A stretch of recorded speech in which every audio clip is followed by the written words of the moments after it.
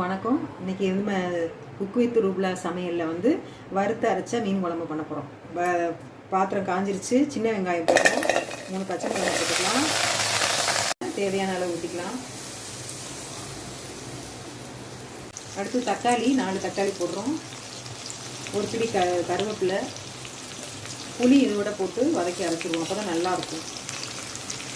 மசால் தூள் 3 ஸ்பூனு, தனி மிளகாய் தூள் 2 ஸ்பூன் எல்லாம் போட்டு இப்போ பாருங்கள். தக்காளி நம்ம முழுசாக போட்டோம். இப்போ தக்காளி நல்லா மசிஞ்சிருச்சு.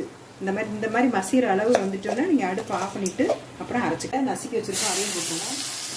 லாஸ்ட்டுக்கு கருவேப்பிலை, ஒரு பச்சை மிளகாய்.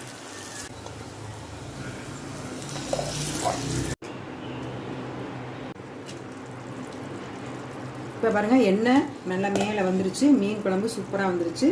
திக்காக வந்தோடனே நம்ம மீனை போட்டுடலாம். போட்டோடனே நம்ம கரண்டி போட்டு கிண்டாமல் இதை அப்படியே ஒரு 5 நிமிஷம் வச்சுட்டு ஆஃப் பண்ணிடலாம்.